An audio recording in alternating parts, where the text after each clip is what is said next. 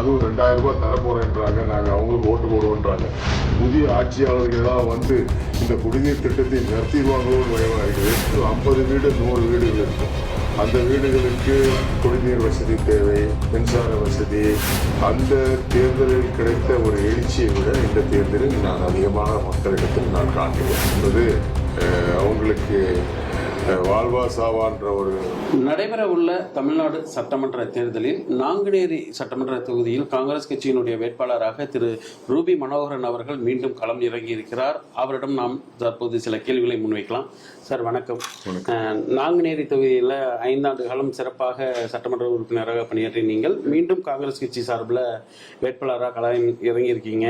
தீவிர வாக்கு சேகரிப்பு, மக்களிடம் உங்களுக்கான வரவேற்பு எப்படி இருக்கு? ஒரு சிறப்பான வரவேற்பு. நீங்கள் சொன்ன மாதிரி 2019 இடைத்தேர்தலில் வந்து காங்கிரஸ் கட்சி சார்பாக போட்டியிட்டேன். அண்ணா திராவிட முன்னேற்ற கழகத்துடைய அந்த வெற்றி, அது அவங்களுக்கு வந்து அந்த தேர்தல் என்பது அவங்களுக்கு வாழ்வா சாவான்ற ஒரு இது. அனைத்து அண்ணா திராவிட முன்னேற்ற கழக அமைச்சர்களும் இந்த பகுதியில் வந்து பணியாற்றினார்கள். அவர்கள் வெற்றி பெற்றார்கள். நான் ஒரு வெற்றி வாய்ப்பை இழந்தேன் அந்த பகுதியில். அதன் பிறகு கொரோனா காலம், நான் மக்களிடம் சென்றேன், வீடு வீடாக சென்று மக்களுக்கு நன்றி சொல்றேன்.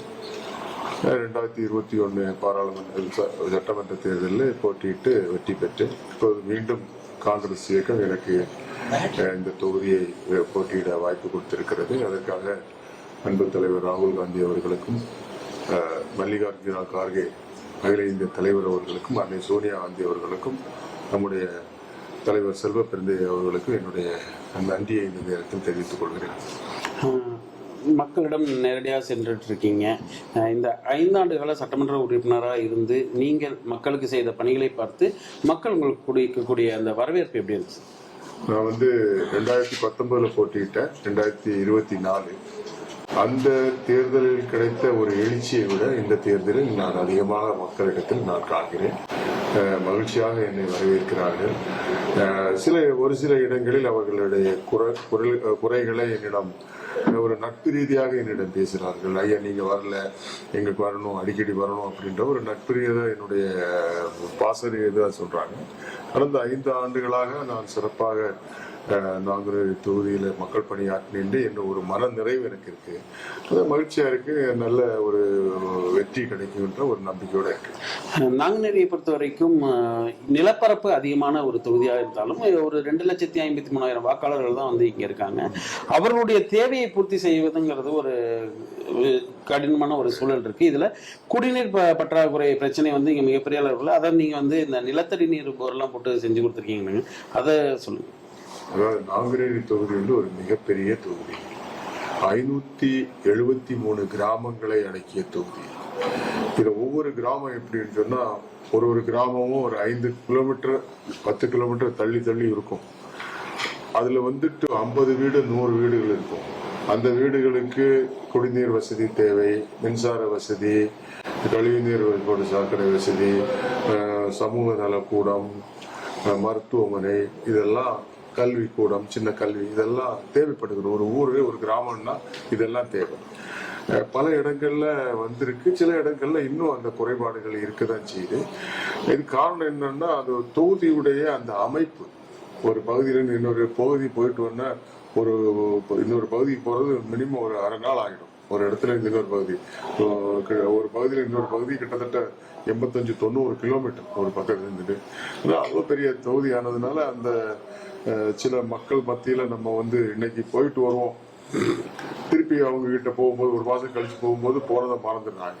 ஸோ அந்த மாதிரி ஒரு நல்ல தொகுதி, நல்ல மக்கள், விவசாயம் செய்யற மக்கள் வந்து முன்பு இருந்ததை விட ஒரு மாற்றம் வந்ததாக என்னுடைய நண்பர்கள் சொல்றாங்க. முன்னால எல்லாம் நாங்குநேரியில வந்து இந்த திருநெல்வேலிக்கு ஆரூர்ல இருந்து கன்னியாகுமரியில இருந்து பயணம் பண்றவங்க பார்த்துட்டு சொல்றது, இப்ப வந்து இந்த டோல்கேட் எல்லாம் வந்ததுக்கு அப்புறம் நிறைய நாங்குநேரியில் வந்து பெரிய பெரிய ஹோட்டல்ஸு வந்ததால ஒரு முன்னேற்றம் வந்ததா மக்கள் சொல்றாங்க. எனக்கு மகிழ்ச்சியா இருக்கு. 5 ஆண்டுகள்ல நாங்குநேரி வந்து ஒரு ஒரு எழுச்சி பெற்றிருக்கு, ஒரு முன்னேற்றம் அடைஞ்சிருக்குன்றத மற்றவங்க சொல்றதை வச்சு எனக்கு வந்து ஒரு சந்தோஷமான ஒரு செய்தியா நான் அதை பார்க்குறேன். இந்த தொகுதி மக்களினுடைய நீண்டகால கோரிக்கையை வந்து ஒரு பொருளாதார மண்டலமா, இதை சிறப்பு பொருளாதார மண்டலமா அறிவிக்கணும் அப்படிங்கிறது.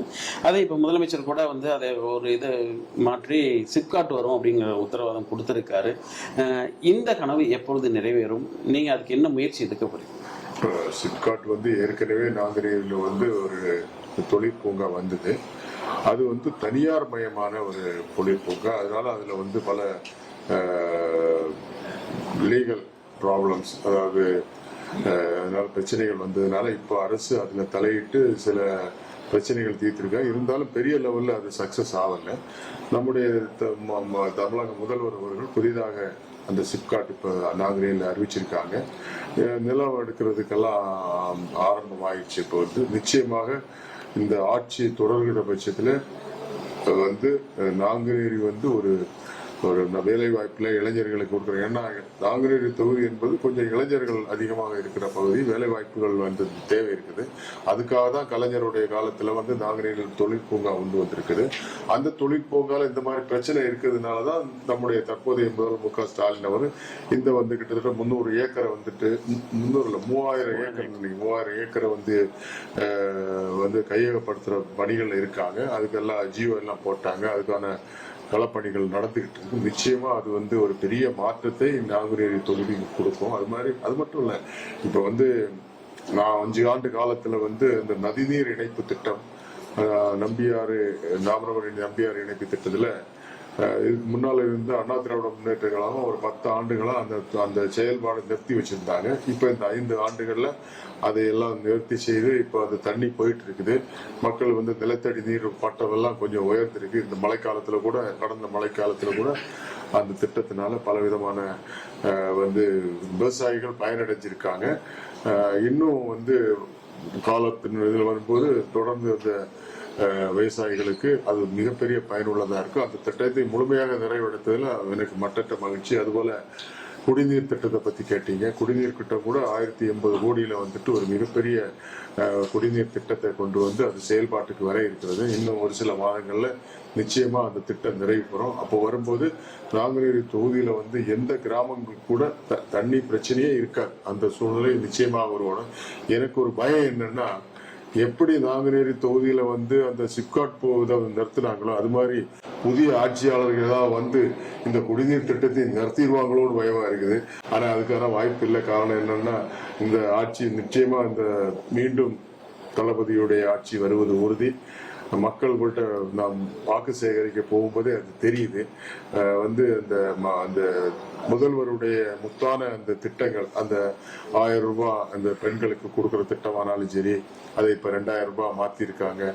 குழந்தைகளுக்கு அந்த காலை உணவு கொடுக்கறதா இருந்தாலும் சரி, அந்த 8000 ரூபாய் புதுசாக கொடுக்கறது வந்து மக்கள் மத்தியில், பெண்கள் மத்தியில் அவங்க இப்போ வந்து பெண்கள் என்ன நினைக்கிறாங்க, எங்களுக்கு அரசியலும் வேண்டாம், வந்து ஜாதி மதத்துக்கு அப்பாற்பட்டு எங்களுக்கு ஒரு நல்ல ஆட்சி நடக்குது, எனக்கு மாதந்தோறும் என் புள்ள கொடுக்கல, என் பொண்ணு கொடுக்கல, யாருமே எனக்கு பணம் கொடுக்கல, எங்களுக்கு அவங்க கொடுக்குறாங்க மாதம் 1000 ரூபாய், அதுவும் 2000 ரூபாய் தர போறேன்றாங்க, நாங்கள் அவங்களுக்கு ஓட்டு போடுவோன்றாங்க. ஜாதி மதம் அப்பாற்பட்டு திராவிட முன்னேற்ற கழகத்துக்கு மிகப்பெரிய ஒரு வெற்றி கிடைக்கும். பெரிய வெற்றி வாய்ப்பு. இந்த 5 ஆண்டுகளில் முதலமைச்சர் அவர்கள் வந்து பல்வேறு திட்டங்களை அறிவிச்சிருந்தார். குறிப்பாக வந்து புதுமை பெண் திட்டம், மகளிர் உரிமை தொகை திட்டம், நான் முதல்வன் திட்டம், தவப்புதல்வன் திட்டம், அப்படி ஏராளமான திட்டங்கள் பயன்படுங்க. அதில் நம்ம தொகுதிக்கு, நாங்குநேரி தொகுதிக்கு எத்தனை பேர் பயனாளிகள் அடைஞ்சிருப்பாங்க? எந்த அளவுக்கு அது மிகப்பெரிய சப்போர்ட்டாக இருந்துச்சு? நாங்குநேரி தொகுதியில் இளைஞர்கள், பெண்கள் எல்லாம் அதிகமாக இருக்காங்க. இந்த தொகுதியை பொறுத்தவரை எல்லாம் கிராமங்கள் தான். வந்து 12வது படிச்சுட்டாங்கன்னு சொன்னா கல்லூரிக்கு எல்லாம் போறது ரொம்ப கம்மியா இருக்கும். உடனே வீட்டையோட வச்சிருவாங்க. பல பகுதிகளில் நான் எல்லாம் வந்து 7 வருஷத்துக்கு முன்னால 2019 வரும்போதெல்லாம் வீட்டில் உட்காந்து முறத்துல அந்த பீடியை வச்சு சுத்திட்டு இருப்பாங்க. இல்லைன்னா 12வது படிச்ச பிள்ளைங்களை ஏதோ ஒரு டிபார்ட்மெண்ட் ஸ்டோர்ல கொண்டு வேலை செய்ய வைப்பாங்க. இன்னைக்கு வந்து அந்த முதல்வர் சொல்லியிருக்க கல்லூரிக்கு போனா வந்து 1000 ரூபாய் கொடுக்குறோம். அந்த செய்தி வந்து கிராமத்தை ஒரு பிள்ளையும் கூட 12th படிச்சுட்டு வீட்டுல ஒண்ணு கூட உட்கார